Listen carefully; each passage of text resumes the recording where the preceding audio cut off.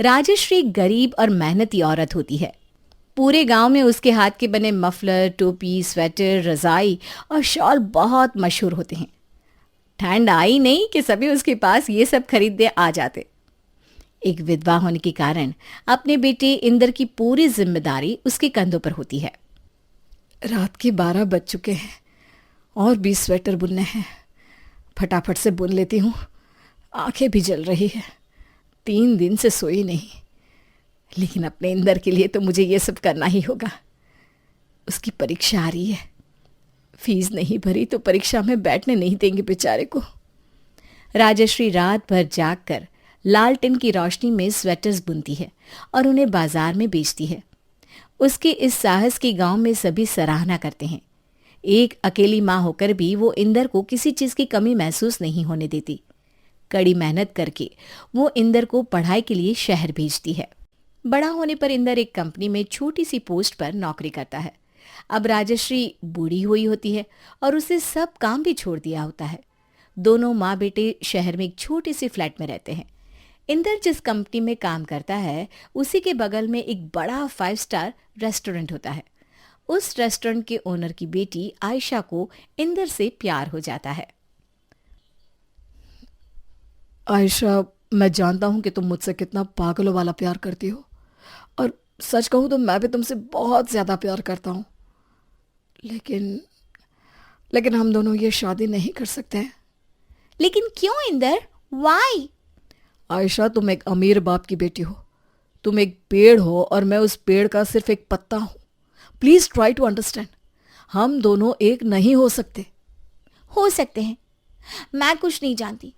मेरे पापा हमारी शादी के लिए मान जाएंगे। आफ्टर ऑल वो मुझ पर अपनी जान छिड़कते हैं, और अगर तुम मुझे नहीं मिले तो मैं अपनी जान दे दूंगी। मैं कुछ नहीं जानती, मैं तुमसे ही शादी करूंगी। आयशा प्यार में आउट ऑफ कंट्रोल हो जाती है और वो आखिरकार इंदर से शादी कर ही लेती है। अब वो घर में आती है तो अपने साथ एक बड़ी ट्रक में नया फ्रिज, नया एसी, नया स्मार्ट टीवी और वॉशिंग मशीन लेकर आती है। ये सब क्या है बहू? हमने दहेज की मांग भी नहीं की, फिर भी तुमने ये सब क्यों बहू? मेरी प्यारी और भोली गरीब सासू माँ, ये दहेज नहीं है, ये मेरा कंफर्ट है। मैं इन सब के बिना नहीं रह सकती। और हाँ, अवन और मिक्सर भी लाई हूँ। सिलबट्टा and all not my types. अब यूं काली बिल्ली की तरह रास्ता मत काटिए सासू माँ। सामान को अंदर शिफ्ट करने दीजिए। ऐसे चौंक रही हो जैसे पता नहीं क्या देख लिया हो। Typical poor people. राजश्री को आयशा की बातों का बुरा लगता है, लेकिन वो कुछ नहीं बोलती। आयशा आए दिन अपने पापा के पैसों से ऐश करती रहती। घर में महंगा खाना मंगाना, नए नए एक्सपेंसिव फर्नीचर मंगवाना और भी कई सारा खर्च करवाती रहती। इंदर बेबी, ये देखो ये वॉच। ये मार्केट में नई नई आई है। मैंने एक्सक्लूसिवली तुम्हारे लिए मंगवाई है। पूरे 15,000 की है। ये लाइक इट ना बेबी? 15,000? यस मम्मी जी, आराम से पानी पी लो। वरना अटैक आ जाएगा। क्योंकि आप जैसे गरीब लोगों के लिए तो ये बहुत बहुत बहुत बड़ी बात है। I can understand. आयशा, ये क्या नाटक है? बात बात पे तुम पापा जी से पैसे मांगती रहती हो। वो क्या सोचते होंगे हमारे बारे में? आयशा, मैं गरीब हूं लेकिन मैं तुम्हारी सारी ज़रूरतों को पूरा कर सकता हूं। फिर तुम क्यों पानी की तरह पैसे वेस्ट करती रहती हो? इंद्र बहुत गुस्सा हो जाता है और राजश्री को भी आयशा का यूं फालतू में पैसा खर्च करना सही नहीं लगता। लेकिन मैं थोड़ी ना कोई गलत काम करती हूँ। आयशा बहू, इतने सारे पैसे तुम ऐसे बेकार की चीज़ों में उड़ाओगी तो कैसे चलेगा? आज तक इंदर ने तुम्हें किसी भी चीज़ के लिए ना बोला है? नहीं ना? तो फिर क्यों अपने पापा से दिन रात पैसे मांगती रहती हो? ओके फाइन, नहीं मांगूंगी मैं आज के बाद पापा से पैसे। इंदर की कसम, बस। लेकिन इस सब के बावजूद भी आयशा के खर्च कम नहीं होते। इंदर उसे घर खर्च के लिए जितने पैसे देता वो उन सबको पार्टीज और बेकार की शॉपिंग में उड़ा देती। इंदर फिर भी आयशा को माफ कर देता। एक दिन जब आयशा की सहेलियां घर आती हैं तब, वाह यार आयशा, तेरी ड्रेस तो बहुत ही ऑसम लग रही है। अब आयशा है ही ऑसम, तो उसकी हर एक चीज भी तो उसी की तरह ऑसम ही होगी ना डार्लिंग। ये बात तो तूने बिल्कुल सही कही। तेरी गरीब सास तो बहुत लक्की फील कर रही होगी, एक अमीर बहू जो मिल गई है उसे। तभी वहां पर राजश्री आ जाती है। आयशा बहू, कब से एसी ऑन रखा है? कमरा पूरा ठंडा हो गया है और अपने कमरे का टीवी भी चालू करके आई हो। बिजली का बिल पिछले महीने 11,000 आया था, याद है ना? तो फिर क्यों नहीं समझती तुम? Shut up, just shut up. ज्यादा बकवास मत करो। जाओ अपने कमरे में जाकर चुपचाप बैठो। बड़ी आई मुझे ज्ञान की मोती बटोरने वाली। औकात क्या है तुम्हारी? हाँ, गरीब हो ना, गरीबी में ही रहो, ज्यादा चौड़ी मत बनो। सभी सहेलियां राजश्री पर हंसने लगती है और राजश्री शर्मिंदा होकर कुछ भी नहीं बोल पाती और अपने कमरे में जाकर फूट फूट कर रोने लगती है। आयशा को अब राजश्री का घर में रहना अच्छा नहीं लगता और वो हर वक्त उससे झगड़ा करती रहती और बेचारी राजश्री का अपमान करती रहती। दिन ब दिन इंदर की कमाई बढ़ने लगती है और ऐसे में आयशा अपनी गरीब भोली सास राजश्री का पत्ता साफ करने की कोशिश करती है। इंदर, इंदर, मेरी नज़र में ना एक वृद्धाश्रम है, क्यों ना हम मम्मी जी को वहां भर्ती करा दे। दिन ब दिन वो हम पर बोझ जैसे ही तो बनती जा रही है और वैसे भी हमें हमारे फ्यूचर के बारे में भी तो सोचना पड़ेगा। आगे जाकर हमारा बच्चा होगा, उसका एजुकेशन, उसका खर्चा, अरे बहुत कुछ देखना है हमें आगे जाकर। आयशा इंदर को इतना भड़काती है कि इंदर उसकी बातों में आ जाता है। हाँ आयशा, यू आर राइट। मुझे उस ओल्ड एज होम का एड्रेस टेक्स्ट कर दो ना, मैं कल ही जाकर बात करता हूँ। गरीब बुढ़िया कहीं की, इसकी जगह तो उधर वृद्धाश्रम में ही है। बेचारी राजश्री इस बात से बेखबर होती है कि उसका ही बेटा उसे वृद्धाश्रम भेजने की तैयारी में है। इंदर वृद्धाश्रम जाकर इंक्वायरी करता है और सारी फॉर्मेलिटीज पूरी कर लेता है। उसी दिन उसकी जॉब छूट जाती है। आई डोंट नो इंदर, लेकिन तुम्हें तो हमारी कंपनी के रूल्स एंड रेगुलेशंस अच्छे से पता है ना। एक गलती की वजह से तुम्हें निकाला जा सकता है। तुम्हारी वजह से हमें लाखों का नुकसान हुआ है, इसलिए मैं तुम्हें कंपनी से निकाल रहा हूँ। लेकिन सर, मेरी बात तो सुनिए। इंदर की नौकरी चली जाती है, जिसके कारण वो बहुत दुखी हो जाता है। वो कई जगह पर इंटरव्यू के लिए जाता है, लेकिन कहीं भी कोई भी उसे जॉब ऑफर नहीं करता। तभी छुप छुप कर राजश्री अपने हाथों से स्वेटर, मफलर, कान टोपी और शॉल बनाती है और उन्हें बाजार में सवेरे सवेरे बेचने जाती है। उसे 2 दिन में ही एक बड़ा ऑर्डर मिल जाता है। मैम, हमारी एक स्वेटर्स और शॉल की कंपनी है। हम चाहते हैं कि आप हमारे लिए 500 से भी ज़्यादा स्वेटर्स और शॉल्स सप्लाई करो, वो भी फ्लोरल डिज़ाइंस के। जी जी ठीक है, बिल्कुल कर दूंगी। राजश्री बहुत सारे पैसे कमाकर इकट्ठा कर रही होती है। वहीं दूसरी तरफ आयशा और इंदर टेंशन में होते हैं। इंदर, मैं पापा से पैसे मांग लेती हूँ ना, क्यों इतना सोच रहे हो? नहीं आयशा, मैंने कहा ना। बिजली का बिल नहीं भरा है, घर में खाने के लिए कुछ नहीं है, क्या करेंगे हम? तभी वहां पर राजश्री आती है अपने हाथ में पैसे लेकर। वो उन पैसों को इंदर के हाथ में थमाती है। बरसों पुराना हुनर आज काम आ रहा है बेटा, रख ले इन पैसों को। राजश्री को देख इंदर और आयशा की आंखें भर आती है। उन्हें अपनी गलती का एहसास हो जाता है और वो दोनों राजश्री को कस के गले लगाते हैं। सॉरी मम्मी जी, मैंने आपको आपकी गरीबी को लेकर कितना बुरा भला कहा और आज उसी हुनर ने हमें बचा लिया। आप आज मेरा इंस्पिरेशन बन गई मम्मी जी। हमें अपने आप पर बहुत शर्म आ रही है। हम बच्चे अक्सर भूल जाते हैं कि माँ बाप चाहे कितनी भी गरीब क्यों ना हो, किसी भी हालात में, किसी भी उम्र में वो अपने बच्चों की छाव ज़रूर बनते हैं। अरे रो मत बच्चों, बस बस करो।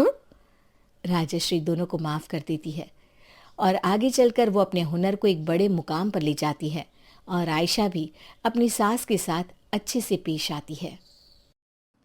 पापा, मुझे रवि से शादी करनी है। बेटा, रवि का घर गांव में है, तो गांव में कैसे रहेगी? और उस देहाती के पास है ही क्या? पापा, आप उसे देहाती मत कहो। आई लव हिम, और अगर हम किसी से प्यार करते हैं तो उसके लिए हर वो काम करना जायज़ है जो हम कर सकते हैं। बात तो तेरी ठीक है बेटी, लेकिन रोते हुए फिर मेरे पास मत आना। डोंट वरी पापा, बस रवि से शादी करवा दो। इसके बाद किंजल और रवि की शादी हो जाती है और रवि किंजल को ब्याह कर अपने गांव ले आता है। रवि, हम कहाँ आ गए हैं? ये इतनी गंदी बदबू कैसी आ रही है? ये मेरा गांव यानी कि तुम्हारा ससुराल है किंजल, और ये बदबू नहीं, गोबर की खुशबू है। वो देखो। तभी किंजल देखती है कि एक औरत गाय का गोबर अपने हाथों से उठा रही थी। यक! गाय की पॉटी को हाथ से कौन छूता है? तुम्हारे गांव के लोग कितने गंदे हैं। कार आगे बढ़ती है और एक कच्चे घर के सामने जाकर रुकती है। कार यहाँ क्यों रुक गई? यही तो तुम्हारा ससुराल है किंजल। चलो उतरो, अब घर के अंदर चलते हैं। फिर जैसे ही किंजल कार से उतरती है, उसका पैर कीचड़ में पड़ता है और उसकी हिल्स पूरी तरह गंदी हो जाती है। छी, मेरा पैर! युक! रवि डार्लिंग, ये क्या है? पूरे 20,000 की सैंडल थी ये। 20,000 की सैंडल? अब तो 20 रुपये की भी नहीं रही। Shut up! Shut up! अम्मा देखो ना, ये भाभी क्या कह रही है। अपने घर में तो कोनो शटर ही ना है। रवि, कौन है ये बदतमीज लड़की? मेरे 20,000 के सैंडल का मजाक बना रही है। चुप रहो, मेरी बहन है। आओ आओ बहुरिया, नए ससुराल में तुम्हारा स्वागत है। माफ करना, ये तुम्हारी ननद ना थोड़ी सी पगलेट है। कोई बात नहीं मम्मी जी। फिर सास धूमधाम से बहू का गृह प्रवेश करती है और सारी रस्में पूरी करती है। वहीं अगले दिन, बहू जल्दी से तैयार हो जा, आज तेरी मुंह दिखाई है। जी माँ जी, बस तैयार हो ही गई हूँ। थोड़ी देर बाद जब बहू बाहर आती है तो सभी उसे देखकर हैरान हो जाते हैं। रोमा बहन, बहू की मुंह दिखाई है या टांग दिखाई? मुंह से पहले तो इसकी गोरी टांगों पर नजर जा रही है। सही कह रही हो बहन, पहले पता होता कि टांग दिखाई है तो टांगों को ढकने के लिए तोहफा लाते। खैर, अब मुंह दिखाई हो या कुछ और, सभी तो दिख रहा है। जितनी गोरी इसकी टांगे है ना, तुम तीनों को मिलाकर भी इतना गोरा तुम्हारा मुंह नहीं है। जिस काम के लिए बुलाया है वो करो। बड़ी आई मेरी बहू का मजाक बनाने वाली।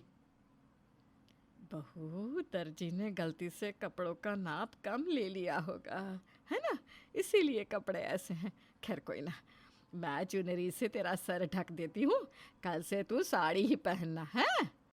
जिसके बाद सभी मुंह दिखाई की रस्म पूरी करते हैं और कुछ देर बाद सभी अपने घर चले जाते हैं। अगले दिन, बहू तो कौन से दर्जी से कपड़े सिलवाती है? तेरे सारे कपड़ों का गलत नाप लिया है उसने। अरे इससे बड़े कपड़े तो हमारे यहाँ सुबुनी पहनती है। ये सुबुनी कौन है माँ जी? अरे परसों हमारे गाय ने बच्चा दिया है ना, वो। इतना सुनते ही किंजल तिल मिला जाती है। पहली बात तो ये डिजाइनर कपड़े हैं, इसे कोई दर्जी नहीं सिलता। इट्स फैशन, और आज के बाद मेरी तुलना किसी गाय के बच्चे से मत करिएगा। पता नहीं बहुरानी बुरा क्यों मान गई, सच्ची तो कहा है हमने। दोपहर में रीना उपले बना रही होती है। छी रीना, तुम ये गाय की पॉटी हाथ में लेकर क्या कर रही हो? भाभी, ये गाय की पॉटी नहीं, गोबर है। इससे उपले बना रही हूँ। चूल्हे में लगाकर खाना बनाने के काम आते हैं ये। छी, तुम लोग कितने गंदे हो। गाय की पॉटी से खाना बनाकर खाते हो? छी छी छी छी। मैं तो नहीं खाने वाली ऐसा खाना। और क्या क्या करते हो तुम लोग? इस गांव के लोग तो नमूने हैं एकदम। गाय की पॉटी खाते हैं, घर में लगाते हैं और पता नहीं क्या क्या करते होंगे। अरे बहू, तू ये क्या बकवास किए जा रही है? तुझे पता भी है कि तू क्या बोल रही है? गाय हमारी माता है और यही हमारा सबसे बड़ा धन है। हम गाय के बारे में एक लफ्ज और नहीं सुन सकते। गाय तुम्हारी माता है, इसके सिवा यहाँ किसी को कुछ नहीं आता है। ये गांव और गांव के गवार लोग। फिर किंजल वहां से तिल मिलाकर चली जाती है। अगले दिन, रवि डार्लिंग, देखो ना मेरी हिल्स जाने कहाँ गायब हो गई, कहीं मिल ही नहीं रही। देखो जान, यहीं कहीं होगी। हाँ, तुमने तो मुझे बीघे भर की कोठी में लाकर रखा है ना कि मेरी हिल्स घर में ढूंढने से मिलेगी ही नहीं। 2 कमरे की झोपड़ी है, उसमें से एक कमरे में तो जानवर बांधे हैं। फिर कहाँ चली गई तुम्हारी हिल्स? तभी सास वहां आती है। नाई की बहुरिया, बहुत बहुत थैंक थैंकू? नहीं नहीं, वो थैंक यू होता है। वैसे आप मुझे थैंक्स क्यों कह रही हो? अरे आपने रज्जो है ना, रज्जो। अरे वही गाय हमरी, उसकी बच्चिया बार बार खूंटे से भाग जाती थी। हाँ, तो उसमें मैंने क्या किया? अरे तुम जो खूंटी बांध कर घूमती थी ना, हमने उसी में बांध दिया उसको। अब मजाल है वो भाग जाए, बंदी पड़ी है उसमें। इसीलिए हम तुमका थांकू बोले। देहाती गवार हो आप एक नंबर की। पता भी है 20,000 की हिल्स थी वो। तुम हमको देहाती गवार बोली? अंग्रेजी चिड़िया, अंग्रेज की बेटी। तुमको तो हम अभी बताते हैं। फिर दोनों सास बहू में तू मैं छिड़ जाती है और दोनों में बहुत झगड़े होते हैं। अरे बस करो आप दोनों, कुत्ता बिल्ली की तरह लड़े जा रही हो। अरे बेटवा, वो कुत्ता बिल्ली नहीं, टॉम और जेरी होता है। हाँ हाँ, क्या बात है, मेरी देहाती सास को इतना तो पता है। अरे तुमने हमको फिर से देहाती कहा है? जिसके बाद फिर दोनों में झगड़ा हो जाता है और रवि जैसे तैसे दोनों को शांत करवाता है। रात के वक्त कमरे में, रवि मैं यहाँ नहीं रह सकती यार, एक तो 2 कमरे की झोपड़ी, ऊपर से कोई सुख सुविधा नहीं है यहाँ पर।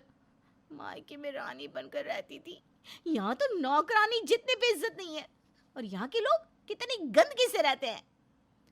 किंजल, गांव के बारे में कुछ भी मत बोलो, मैं भी यहीं पला बड़ा हूँ। और तुम्हें तो पहले से ही पता था कि मैं गांव में ही रहता हूँ, तब तो तुम्हें कोई दिक्कत नहीं थी।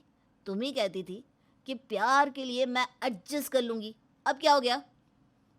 तुम क्या कहना चाहते हो रवि, कि मेरी चॉइस गलत है? बिल्कुल नहीं, मैं कभी गलत नहीं हो सकती। तो क्या मैं गलत हूँ? हाँ, तुम ही गलत हो। इतनी गंदी जगह लाके रख दिया है मुझे। अरे ये इंसानों के रहने लायक जगह भी है क्या भला? ऊपर से तुम्हारे देहाती घर वाले हिल्स को खूंटा समझकर गाय के बच्चे को बांध दिया। मेरे कपड़ों की तुलना उस गाय के बच्चे से करते हैं। सही तो कहते हैं, गांव में ऐसे कपड़े नहीं पहने जाते। यहाँ रहना है तो यहाँ के तौर तरीके से ही रहना होगा। जिसके बाद दोनों में बहुत झगड़ा होता है और दोनों एक दूसरे से बात तक नहीं करते। अगली सुबह, माँ जी, ये लोग लोटा लेकर कहाँ जा रहे हैं? झाड़े। यू मीन टू से टॉयलेट? हाँ बहुरिया, वो का है ना, हमारे गांव में शौचालय नहीं है, इसलिए सब खेतों में ही जाते हैं। अब तू भी जल्दी चल, वरना उजाला हो गया तो जगह नहीं मिलेगी। मैं ऐसे खुले में नहीं जा सकती, घर में बाथरूम बनवाओ।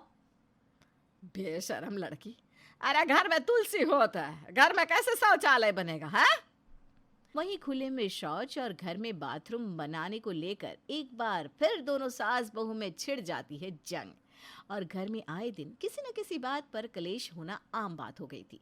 कभी पति पत्नी में झगड़ा होता तो कभी सास बहू और ननद में, जिससे रवि बहुत ही ज्यादा परेशान हो जाता है। कई मामलों में बीवी सही होती थी तो कई मामलों में घर वाले। अब रवि को ये समझ में नहीं आ रहा था कि वो दोनों को समझाए तो कैसे समझाए। किंजल सुनो ना, चलो आज कहीं घूमने चलते हैं। क्या बात है, आज बड़ा मस्का लगा रहे हो? देखो, अगर घर में एडजस्ट करने को लेकर बहलाने या फुसलाने आए हो ना, तो ये भूल जाओ, मुझसे नहीं होगा ये। ऐसा लगता है कि किसी कबाड़ खाने में लाके रख दिया है मुझे। आई नो डार्लिंग, तुम्हें कितना बुरा फील होता होगा, इसीलिए मैंने एक प्लान बनाया है। कैसा प्लान? हमारे पूर्वजों की एक पुरानी हवेली है, माँ ने उसे किराए पर दे रखा है ताकि लाखों का रेंट मिल सके। तो हम वहाँ क्यों नहीं रह सकते? अरे वही तो बताया मैंने माँ को, लेकिन लाखों का रेंट मिलता है ना, इसलिए माँ वहाँ रहने के लिए कभी नहीं मानेंगी। उनको मनाने का एक ही तरीका है जो तुम कर सकती हो। पर वो काफ़ी मुश्किल है। अरे तुम बताओ तो सही, मैं सब करूंगी। तभी रवि किंजल के कान में कुछ कहता है। नेवर, कभी नहीं हो सकता ऐसा। तो रानी बनकर महलों में रहने का सपना सपना ही समझो। अच्छा ठीक है, मैं ये सब करने को तैयार हूँ, लेकिन बस 6 महीने तक। अगर 6 महीने में तुम्हारी माँ नहीं मानी तो ठीक नहीं होगा, समझ लेना। तुम मान गई ना मेरी जान, माँ भी मान जाएंगी। वहीं अब रवि अपनी माँ के पास जाता है। माँ, किंजल आपसे बहुत लड़ती है ना? अरे मैं तो उस शहरी बहू से बहुत परेशान हो चुकी हूँ, ना जाने कब यहाँ के तार तरीके समझेगी वो। माँ वो समझ जाएगी, लेकिन आपको भी कहीं ना कहीं उसकी कही बातों को समझना होगा। अगर मेरी बहू मेरे मुताबिक रहती है तो मैं उसे बेटी से भी ज्यादा प्यार करूंगी, पहले वो समझे तो। अगले दिन सुबह सुबह किंजल सास के पास आके उनके पैर छूती है। शहरी बहू को सर से पैर तक साड़ी में ढकी हुई देखकर सास बहू हैरान होती है। सासू माँ, आशीर्वाद दीजिए। अरे जग जग जियो बहुरिया। सासू माँ, आज मैंने अपने हाथों से नाश्ता बनाया है, टेस्ट करके बताना कैसा बना है। एक ही दिन में इतना बदलाव? अरे जो लड़की घुटने के नीचे कपड़े नहीं पहनती थी, आज मेरे लिए नाश्ता लेकर घुटने पर बैठी है। वाह क्या बात है। इस तरह किंजल हवेली में रहने की लालच में अपनी सास की खूब सेवा करती है। वहीं किंजल से खुश होकर उसकी सास भी उसके मन मुताबिक के काम करने लगती है और धीरे धीरे कच्ची झोपड़ी से उनका पक्का मकान बन जाता है और घर में ही वॉशरूम भी बन जाता है। फिर एक दिन, भाभी कपड़े धोने जा रही हो तो मेरे भी कपड़े ले लो, बहुत गंदे हैं। ठीक है रीना। फिर किंजल ढेर सारे कपड़े लेकर उसे धोने चली जाती है। बेचारी मेरी बहू इतना सारा कपड़ा रोज अकेले कैसी धोती होगी। रवि जा जाके अभी वॉशिंग मशीन लेकर आ, अब मैं अपनी बहू को और हाथ से कपड़े धोने नहीं दूंगी। और इस तरह अब धीरे धीरे घर में सारी सुख सुविधा वाली चीज़ें आना भी शुरू हो जाता है। ऐसे ही 6 महीने बीत जाते हैं। किंजल, माँ तो वो हवेली हमें देने के लिए नहीं मानी। अब तुम चाहो तो मुझे और इस घर को छोड़कर जा सकती हो। आई एम सो सॉरी, तुम्हें 6 महीने इतनी परेशानी झेलनी पड़ी। चलो जल्दी से सामान पैक कर लो, मैं तुम्हें तुम्हारे मायके छोड़ाता हूँ। अरे ऐसे कैसे? ऐसे कैसे क्या? अरे चलो जल्दी करो वरना ट्रेन छूट जाएगी। फिर रवि जल्दी जल्दी किंजल का सामान पैक करके उसे घर से ले जाने लगता है कि तभी, अरे बहू को कहाँ लेकर जा रहा है रे? सासू माँ समझाओ ना इनको। भले ही आप हवेली देने के लिए नहीं मानी तो क्या हुआ, मैं इस घर में भी रह लूंगी। देखो ना, ये जबरदस्ती मुझे मायके छोड़ने जा रहे हैं। भाभी आप यहाँ इस गांव में और कैसे रह सकती हैं? अरे वही तो मैं भी इसे समझा रहा हूँ। जिसके बाद दोनों यानी कि ननद और पति हंसने लगते हैं। अरे बेटा बस कर ना, अब तुम दोनों बहू की टांग खींचना बंद करो। क्या मतलब सासू माँ? अरे बहू, रवि हम दोनों को सबक सिखाना चाहता था, इसलिए ये सब इसकी चाल थी। और इस 6 महीने में हम दोनों सास बहू ने एक दूसरे की हर बात मानी, जिससे हम दोनों के बीच में होने वाले झगड़े खत्म हो गए और सही और गलत के बीच का अंतर हम दोनों को समझ में आ गया। सही कहा माँ जी आपने। और देखिए ना, मैं हवेली की लालच में ये सब कर रही थी और मेरा घर तो अब खुद ही हवेली जैसा बन गया है। और इस तरह शहर की बहू भी गांव में एडजस्ट भी हो जाती है और अपने गांव वाले ससुराल को भी थोड़ा एडजस्ट करवा लेती है और दोनों की तरफ से थोड़े थोड़े एडजस्टमेंट से सभी हंसी खुशी से रहते हैं। आज कोमल बहुत सुंदर लग रही है और बहुत खुश भी है, क्योंकि आज उसे लड़के वाले देखने आ रहे हैं। उसके घर के सभी लोग तैयारी में लगे थे। चारों तरफ से शोर की आवाजें आ रही थी। तभी कोमल की माँ कल्याणी कहती है, कोमल बेटी तो तैयार हुई या नहीं? कितना समय लगेगा? हाँ माँ, हो गई तैयार। बस ये बता दो मैं कैसी लग रही हूँ? बहुत सुंदर लग रही है मेरी बेटी, बिल्कुल रानी जैसी। दोनों बात कर रही थी तभी लड़के वाले आ गए। सबने एक साथ बैठकर चाय नाश्ता किया। लड़के वालों को कोमल बहुत पसंद आई। लड़के की माँ विमला ने कहा, कल्याणी जी, हमें आपकी बेटी बहुत पसंद है, और ख़ास तौर पर मेरे बेटे जीत को। आप बताइए, आपको हमारा बेटा कैसा लगा? हमें और हमारी बेटी को भी आपका बेटा पसंद है जी। आप बस जल्दी से जल्दी शादी की तारीख पक्की कीजिए। मैं पंडित जी के पास अपने बेटे की कुंडली भिजवा दूंगी। विमला बहन, वैसे तो हमारा जो कुछ भी है हमारी बेटी का ही है, लेकिन आपकी कोई और डिमांड हो तो बता दीजिए। नाना बहन जी, हम दहेज के सख्त खिलाफ हैं। हमें दहेज में कुछ नहीं चाहिए, हमें तो बस आपकी बेटी चाहिए। विमला ये बोलकर वहां से चली जाती है और शादी की तैयारी में लग जाती है। धीरे धीरे शादी का दिन करीब आने लगा। दोनों परिवार वाले अपने अपने कामों में बिजी थे, लेकिन कल्याणी के दिमाग में कुछ और ही चल रहा था। माँ, आप इतनी परेशान क्यों हो? आपको तो खुशी होनी चाहिए कि आपकी बेटी की शादी है। बेटा, मैं खुश तो हूँ, लेकिन वो क्या है ना, तेरी सास दहेज लेने से मना कर रही है, बस इस वजह से। तो क्या हुआ माँ, ये तो अच्छी बात है, आपका पैसा बचेगा। कोमल, तू अभी बच्ची है, समाज के तौर तरीके तुझे नहीं पता। तू जिस घर में जा रही है वहाँ तेरी एक जिठानी भी है, नेहा। तेरी नाक उस नेहा से हमेशा ऊंची होनी चाहिए, तभी ससुराल वाले उससे ज़्यादा तुझे प्यार और सम्मान देंगे। हाँ माँ, आप ठीक बोल रही हो, लेकिन अब हमें क्या करना चाहिए? अब कैसे मेरे ससुराल वालों को तैयार करोगी दहेज लेने के लिए? मैं सोच रही हूँ कि शादी वाले दिन बिना बताए सारा दहेज वहीं रखवा देती हूँ। इतने सारे मेहमान होंगी तो विमला देवी कुछ बोल नहीं पाएंगी और मजबूर होकर उन्हें सारा दहेज लेकर जाना पड़ेगा, और इस तरह ससुराल में तेरा सिक्का ही चलेगा। वाह वाह, क्या दिमाग लगाया आपने। मैं अब ना मेहंदी लगवाने जा रही हूँ, आप भी याद से लगवा लेना।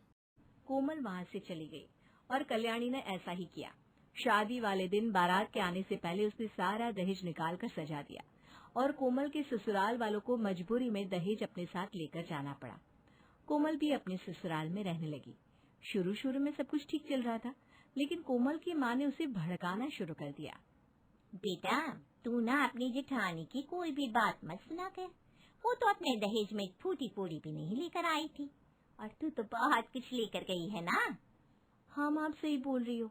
वो जब देखो तब ना मुझ पर हुक्म जलाती रहती है। उनको तो सबक सिखाना ही होगा। एक दिन कोमल ने नेहा से कहा, भाभी, आज घर पर कुछ लोग खाने पर आ रहे हैं, आप मेरी वाली क्रॉकरी का सेट निकाल लेना जो मेरी माँ ने मुझे दहेज में दी थी। अरे लेकिन हमारी क्रॉकरी सेट है तो सही, तुम अपना क्यों निकाल रही हो? रहने दो अभी, वो फिर कभी किसी और दिन निकाल लेंगे। भाभी, ये क्रॉकरी सेट पुराना हो गया है और मेरा क्रॉकरी सेट है नया और महंगा। आपने तो ऐसा कभी देखा भी नहीं होगा, इसलिए मेहमानों के सामने मेरा वाला ही निकाल लो। नेहा को ये बात बहुत बुरी लगी, लेकिन उसने इस बात को नजरअंदाज कर दिया।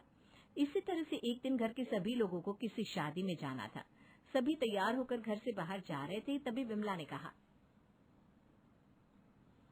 हमारी कार तो सर्विस के लिए गई है, हम शादी में जाएंगे कैसे? माँ जी, कोमल को जो कार दहेज में मिली थी उस कार में चलते हैं ना। हाँ बहू, तू ठीक कर रही है। जीत, जा कोमल की कार निकाल ले। जीत कार निकालने जा ही रहा था, तभी कोमल नेहा से कहती है, भाभी, आप तो दहेज में एक फूटी कोड़ी भी नहीं लाई। इसका मतलब ये नहीं कि आप मेरे सामान के पीछे पड़ जाएंगी। ये कार मेरी माँ ने मुझे दी है, आपके सैर सपाटे के लिए नहीं है ये। कोमल, क्या बकवास कर रही हो? ये कार इस्तेमाल करने के लिए दी है तो क्या इस्तेमाल नहीं करें? हाँ बहू, जो चीज जिस काम के लिए बनी है वो उसी काम आएगी ना। तुम बड़ी बहू से इस तरह से क्यों बात कर रही हो? अभी तो इससे बस इतना ही बुलाया, कभी आप अकेले में सुनना। हर टाइम दहेज को लेकर मुझे ताने सुनाती रहती है। कोमल, तुम दहेज अपने लिए लाई हो, मेरे लिए नहीं, समझी? हाँ, तो आज के बाद मेरी किसी चीज को हाथ भी मत लगाना। मुझे शौक भी नहीं है तुम्हारी चीज को हाथ लगाने का। इस तरह दोनों बहुओं में कहा सुनी होने लगी और इस वजह से घर का कोई भी सदस्य शादी में नहीं गया। अब घर के लोग यही नोटिस करने लगे कि कोमल अपने दहेज के सामान को लेकर किसी न किसी को ताने जरूर मारती थी, लेकिन सबसे ज्यादा ताने वो नेहा को ही मारती है। इसी तरह एक दिन नेहा कपड़े खरीद कर लाई। माँ जी देखिए, मैं आपके लिए भी साड़ी लाई हूँ। बहुत सुंदर साड़ी है, लेकिन बहू तुम मेरे लिए क्यों लाई? मेरे पास तो पहले से ही बहुत सारी साड़ियाँ हैं। वो दोनों बात कर ही रही थी, तभी वहाँ पर कोमल आ गई। कोमल को देखकर विमला उससे कहने लगी, कोमल ये देखो, नेहा कितनी सारी साड़ियाँ लाई है। अगर तुम्हें कोई पसंद है तो तुम भी ले लो। माँ जी, मैं ये साड़ी पहनूंगी।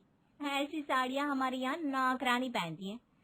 आप ही पहनो, आपके ऊपर ही अच्छी लगेगी ऐसी साड़ी। आप लोगों पर ही ऐसी चीजें अच्छी लगती है। मेरी माँ ने तो मुझे दहेज में बहुत सारी साड़ियाँ दी थी। वैसे आप दोनों को भी कुछ साड़ियाँ दी थी ना, वो क्यों नहीं पहनती? ये चीप सी साड़ियाँ क्यों ला रही हो? कोमल अपनी सास को टका सा जवाब दे रही थी कि तभी उसकी सारी बातें उसके पति ने सुन ली और गुस्से से कहा, कोमल ये क्या बकवास कर रही हो तुम मेरी माँ से? अभी तक तुम नेहा भाभी को ताने सुनाते आई हो और अब तुम मेरी माँ को भी सुना रही हो। ये क्या दहेज दहेज लगा रखा है तुमने? मैंने या मेरे घर के किसी भी सदस्य ने तुमसे दहेज की मांग नहीं की थी। तुम्हारी माँ ने खुद ही दिया है ये सब, वो भी हमसे बिना पूछे। हमारे घर में किसी चीज की कोई कमी नहीं है। और हाँ, कान खोलकर सुन लो, नेहा भाभी के मायके वाले बहुत अमीर है। वो इस घर में तुमसे अच्छा और तुमसे ज्यादा दहेज ला सकती थी, लेकिन हमने उनसे भी मना किया था दहेज के लिए। अगर इस घर में रहना है तो ढंग से रहो, वरना अपने दहेज के साथ तुम भी जा सकती हो। मुझे ऐसी बीवी की कोई जरूरत नहीं है जो मेरी माँ और भाभी की इज्जत ना कर सके। जीत की बातें सुनकर कोमल रोने लगती है। तभी नेहा जीत से कहती है, जीत तुम कैसी बात कर रहे हो? तुम कोमल को जाने के लिए नहीं कह सकते हो। अब कोमल तुम्हारी पत्नी है, जितना ये घर तुम्हारा है उतना उसका भी है। कोमल इस घर की बेटी जैसी है। हाँ थोड़ी नादान है, लेकिन तो क्या हुआ, वो बहुत अच्छी भी है। अब तुम कोमल से झगड़ा मत करो और साथ मिलकर रहो। कोमल नेहा की बात सुनकर हैरान रह गई। वो सोचने लगी, नेहा भाभी को मैं कितना उल्टा सीधा बोलती हूँ, दहेज के लिए कितने ताने सुनाती हूँ, लेकिन उन्होंने आज मेरी मदद की, जीत को कितनी अच्छी तरह से समझाया। आज समझ में आया, ज्यादा दहेज लाने से कोई अच्छा नहीं बनता, बल्कि सब अपने कर्मों से बड़े बनते हैं। अगले दिन कोमल के घर के सामने एक ट्रक खड़ा था और कोमल अपने दहेज का सामान उस पे भरवा रही थी। घर के सभी लोग आए और कोमल को देखने लगे। कोमल ने किसी के सामने देखे बिना ही कहा, आप सब यही सोच रहे हैं ना कि मैं ये क्या कर रही हूँ? मेरे अंदर दहेज को लेकर अहंकार बढ़ गया था। अब मैं इस अहंकार और घमंड को निकालना चाहती हूँ, इसलिए ये दहेज का सामान मैं वापस अपने घर भेज रही हूँ, और आप सब प्लीज मुझे माफ कर दीजिएगा। कोमल की ये बात सुनकर सभी को अच्छा लगा और कोमल ने अपने दहेज का सारा सामान अपने मायके भिजवा दिया। दहेज का सामान जब कल्याणी के घर पहुंचा तो वो हैरान हो गई। उसे समझ में नहीं आ रहा था कि अपनी बेटी को फोन करके क्या बोले, कैसे समझाए।